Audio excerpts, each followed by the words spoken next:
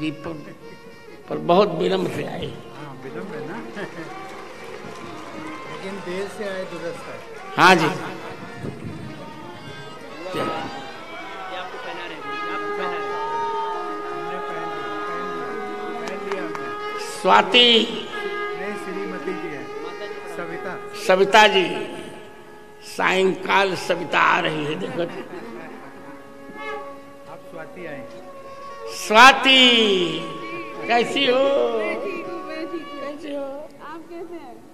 ठीक। मैं ठीक हूँ, मैं ठीक हूँ। Happy birthday to you. Thank you. ए रामचंद्र दास, आपको भी। रामचंद्र दास,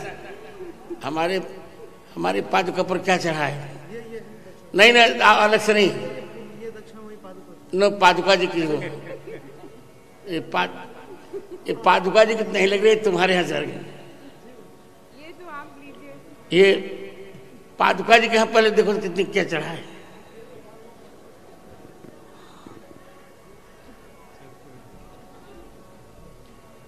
कुछ चढ़ा है? ये लो, आशीर्वाद है। ये मेरी बहुत प्रिय बहन है और अब भगवान करें यदि विवाह हो तो इस वर्ष तक हो जाए, नहीं तो हमारी बिरादरी में आ जाओ। गुरुजी, मेरी ओर से एक शॉल है।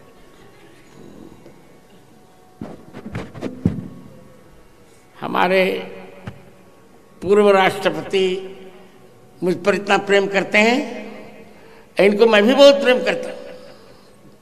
हमारे विश्वविद्यालय में आए और दीक्षांत भाषण में मुख्य अतिथि थे। उसी समय मेरा व्रत टूट रहा था, जब तुम्हारी बुआ जी भी थी विराजमान, अब तो वो नहीं रहे। और वही प्रेम मेरा इनका चल रहा है, आगे भी चलता रहेगा, क्योंकि ये रामनाथ हैं। रामः नाथ यस्य, राम जी जिसके नाथ हैं वही है रामनाथ। और मैं हूं रामभद्र, रामात भद्रम यस्य, राम जी से जिसका कल्याण हो वह है रामभद्र।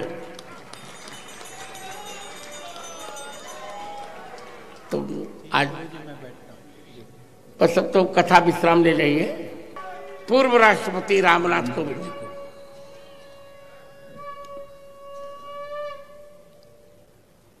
पूज्य जगत गुरु श्री रामभद्राचार्य जी, इस सभागार में उपस्थित सभी श्रोता बहनों और भाइयों, कभी कभी मैं सोचता हूं कि इस देश की, इस माटी की, इस संस्कृति की, भारतीय संस्कृति की कितनी विशेषता है, अलौकिकता है कि इस देश का सपूत केवल एक नहीं, न जाने कितने सपूत वो जगत गुरु बन गए। और आज हम कहते हैं कि भारत विश्व गुरु नहीं बन सकता। मैं केवल ये कह रहा हूं कि एक सपूत और न जाने कितने सपूत, आदि शंकराचार्य जी जो जगत गुरु हुए, गुरु जी भी जगत गुरु हैं। तो भारत तो अपने आप में, लोग माने या ना माने, विश्व गुरु तो आप हैं। अब केवल समझने और समझाने की बात है। लेकिन इस विश्व में कोई भी युग रहा हो, हमेशा दो प्रकार के व्यक्ति आपको अवश्य मिलेंगे, एक सद्गुण प्रवृत्ति वाले और एक दुर्गुण प्रवृत्ति वाले। दुर्गुण प्रवृत्ति वाले को मैं कहता हूं कि जो नॉनसेंस होते हैं, जो समझते नहीं हैं लेकिन अपने को सबसे बड़ा विद्वान, समझदार मानते हैं, जिनकी समझ कम है लेकिन अपनी समझ को वो सबसे बड़ी समझ मानते हैं। मनुस्मृति को मैंने भी नहीं पढ़ा, मनुस्मृति को न जाने कितने लोगों ने नहीं पढ़ा, लेकिन उसमें क्या है, कैसा है, और जब सुनते हैं तो उसको पढ़ने पर विचार भी नहीं करते कि भाई इसको पढ़ना तो चाहिए। आज जिन बातों का उल्लेख किया, मैंने पूरा नहीं सुना, लेकिन गुरुजी से मेरे बहुत पुराने संबंध हैं, और संबंधों की मैं बात करूं आपको, आप भी सरप्राइज करोगे। जब मैं बिहार का राज्यपाल था, तब से मेरी 2015 से, तब से मेरा गुरुजी से संपर्क, उनका सानिध्य मिलता रहा। और उन्होंने एक बार राम कथा हो रही थी सीतामढ़ी में, माता जानकी की जो जन्म स्थली, वहां पर मुझे बुलवाया कि राज्यपाल महोदय को बुलवाइए, उनको कहें कि आज मेरी कथा जरूर सुने। तो मैं गया, मैंने कहा जगत गुरु हैं, उनकी बात को सुनना चाहिए। तो मैं गया, कथा सुनाते सुनाते अलग से मुझे बुलाया और कहने लगे, राज्यपाल महोदय आप बिहार छोड़ के जाने वाले हो और दिल्ली से आपको बुलावा आने वाला है।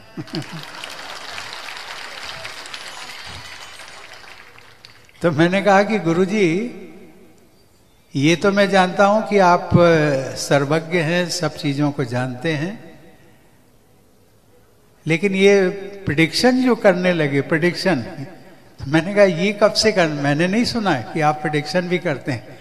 कहने लगे मैं प्रेडिक्शन नहीं कर रहा हूं, ये तो जो मेरे ज्ञान चक्षु हैं, लोग मुझे कभी कभी कहते हैं कि शायद गुरुजी तो रामभद्राचार्य जी तो दृष्टिबाधित हैं, लेकिन मैं अपने को नहीं मानता हूं दृष्टिबाधित। मैं तो मानता हूं मेरे पास ज्ञान चक्षु है, सांसारिक चक्षु नहीं है तो क्या हुआ। लेकिन एक ऐसी अलौकिक व्यक्तित्व जिसको हम समझ सकते हैं कि 2 वर्ष, मात्र 2 वर्ष के जन्म के पश्चात, 2 महीने के पश्चात जिसकी आंखें चली जाए, उनके माता पिता पर क्या बीतती होगी। उनके बड़ी बहन जिनको मैं देखता था, पूज्य माता कहता था, उन्होंने बिल्कुल गुरु जी को अपने, जब तक वो जीवित रही, अपने बेटे के समान पाला। तो मैंने उस दिन सीतामढ़ी में कहा कि गुरु जी आपका आशीर्वाद तो मुझे रहता ही है, अब मैं बिहार में रहूं या दिल्ली में रहूं, आपका सानिध्य तो मुझे मिलता रहेगा। तो उन्होंने कहा हाँ, अब मैं अब दिल्ली आया करूंगा और दिल्ली में मिला करूंगा। तो ये तो गुरु जी की एक विलक्षण प्रतिभा है जिसका, और वो बात सच कह रहे हैं। कुछ वेस्टेड इंटरेस्ट के लोग होते हैं, वेस्टेड इंटरेस्ट के। अभी आज जो यहाँ बातें सुनी जा रही हैं, वो मैं अभी कई जगह होकर के आया, 3-4 दिनों का प्रवास है मेरा महाकुंभ में, तो मैं जो सुन रहा हूँ तो कभी कभी लोग इसकी व्याख्या करने लगते हैं।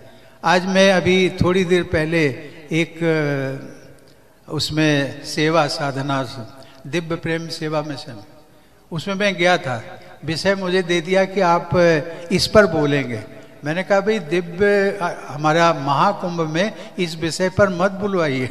तो कहने लगे कि नहीं, जो समझदार होंगे वो अप्रिशिएट करेंगे, और जो ना समझ होंगे वो आप नहीं बोलोगे तब भी वो आपको, आपकी आलोचना करेंगे, और इस विषय पे बोलेंगे तब तो और भी करेंगे। और विषय हमें क्या दिया है जानते हैं? उन्होंने कहा 1 नेशन 1 इलेक्शन, आप इस पर बोलिए। तो मैंने कहा इस पर क्यों बुलवा रहे? कहते नहीं, ये विषय जो है राजनीति से जुड़ा हुआ नहीं है, बल्कि ये देश के हित से जुड़ा हुआ है, इसलिए आप बोलिए। गुरुजी मैं वहां बोल करके आया, मैं तो केवल इस पर, ये मनुस्मृति की जो बात है ना, ये सदियों से क्यों, बहुत वर्षों से चली आ रही है, और इसमें लोग समझते नहीं है कि उसमें क्या कहा गया है। अभी आज तो जो भारत का, मैं तो मानता हूं कि वर्तमान भारत के लिए मनुस्मृति यदि कोई है, उस मनुस्मृति को तो मैं जानता नहीं, यदि कोई मनुस्मृति है तो वो भारत का संविधान है, जिससे कि सरकारी व्यवस्था चलती है, जिससे कि हम सब बंधे हुए हैं, वो वर्तमान जो है वो हमारी है। और एक बार मुझे याद है गुरुजी, अटल जी की जब सरकार थी, तो मैं एक पदाधिकारी था राजनीतिक दल का, तो एक हमने बहुत बड़ी रैली वहाँ पर की। तो उन्होंने कहा कि मैं आज देश के लोगों से सबसे अपील करना चाहता हूँ, दिल्ली के लाल किले के इस प्रतिष्ठित स्थान से कि भारत जो है वो भारत मनुस्मृति का उल्लेख मत करिए। ये भारत का जो संविधान है वही मनुस्मृति है। लेकिन इस देश में गुरुजी आज नहीं कल परसों ये आपको इस प्रकार के 2 प्रकार के लोग जरूर मिलते रहेंगे। यहाँ से भी जाएंगे, वो आलोचना करते रहेंगे, आपकी करेंगे, हमारी भी करेंगे, और आपस में ही करते फिर आएंगे, फिर कहेंगे। अब इनसे ये पूछो कि किसी ने मनुस्मृति पढ़ी है? नहीं पढ़ी है। किसी ने मनुस्मृति को वास्तविक रूप से समझा है? नहीं समझा है। लेकिन जो एक जिसको कहते हैं कुतर्क, एक कुतर्क को लेकर के ये जो अपने को बहुत समझदार समझते हैं, वो कुतर्क पर ज्यादा आधारित होते हैं, समझदारी पर कम आधारित होते हैं। मैं गुरुजी आपका सानिध्य मुझे मिल रहा है और मैं चाहूँगा कि आप जीवन पर्यंत, आप तो 1 महीने की बात करते हैं, मैं तो आपसे प्रार्थना करूँगा कि जीवन पर्यंत जो है आप ऐसे विषयों पर और डंके की चोट पर, यदि कोई हमारा भारतीय साधु परंपरा से यदि कोई जुड़ा हुआ व्यक्ति कोई है, व्यक्ति वो तो जगत गुरु हैं, लेकिन कोई यदि मानव है तो मैं गुरु जी को मानता हूँ और डंके की चोट पर ही वो बोलते रहेंगे। मैं इन्हीं शब्दों के साथ में आप सबसे विनम्र प्रार्थना करता हूँ और गुरु जी आपसे अनुमति लेता हूँ। एक वाक्य में बोल रहा हूं, भारतीय संविधान में भी अब तक 129 संशोधन हुए और मैं भारतीय संविधान के 50 अनुच्छेदों को मनुस्मृति से संगत करके किसी दिन आपको कोविंद जी दिखाऊंगा मैं, क्योंकि मुझे पूर्ण भारतीय संविधान कंठस्थ है।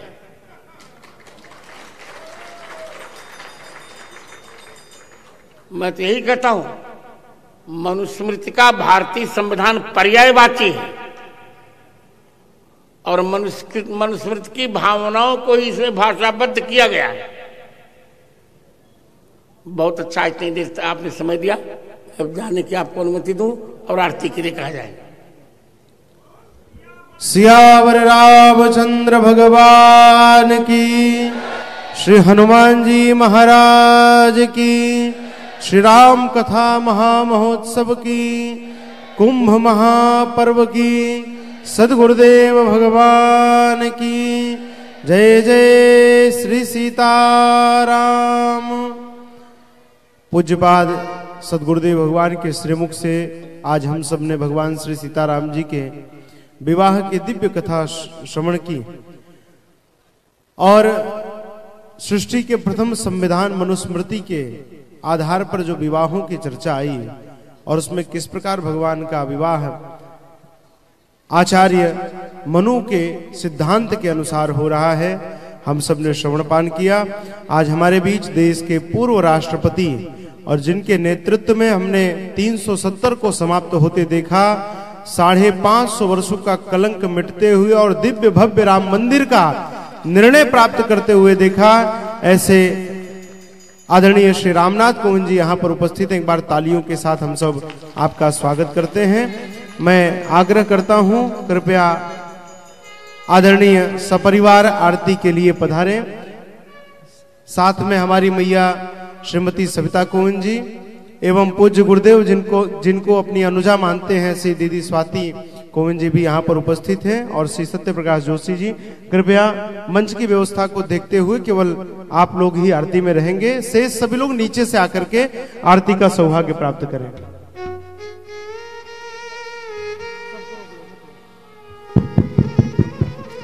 राम दुल्हा की जय, सीता दुल्हन की जय। राम दुल्हा की जय, सीता दुल्हन।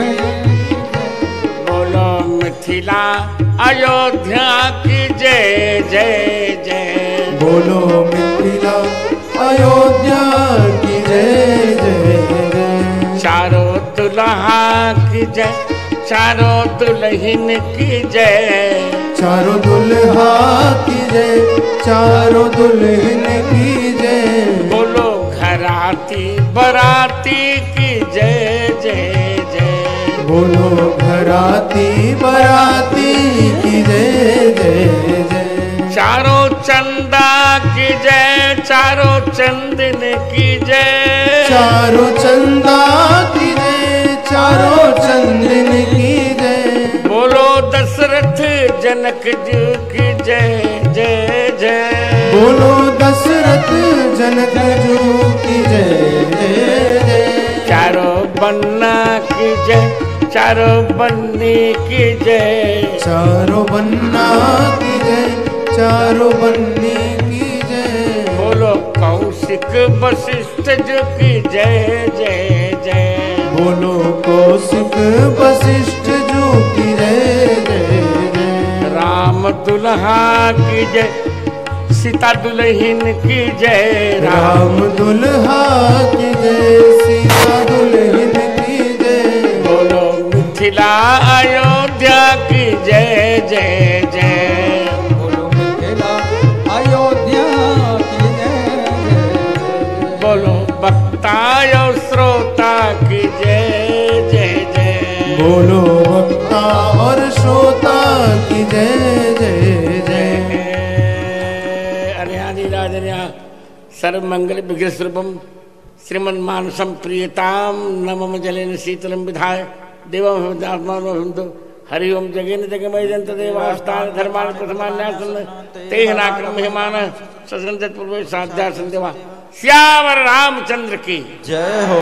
पवन पुत्र हनुमान की जय हो। धर्म की जय हो। अधर्म का नाश हो। प्राणियों में सद्भावना हो। विश्व का कल्याण हो। गौ माता गंगा माता भारत माता की जय हो। वंदे मातरम वंदे मातरम वंदे मातरम। जय श्री राम। मैं आग्रह करता हूं आदरणीय सत्यप्रकाश जोशी से हमारे पूर्व राष्ट्रपति जी का आप पटके के साथ और एक स्मृति चिन्ह के साथ स्वागत करें। साथ में हमारे सामने उपस्थित हैं संतोष माता जी, आप कृपया मंच पर आ जाएं और आदरणीय पूर्व राष्ट्रपति जी के साथ पधारी देश के पूर्व प्रथम महिला, आप उनका सम्मान करें।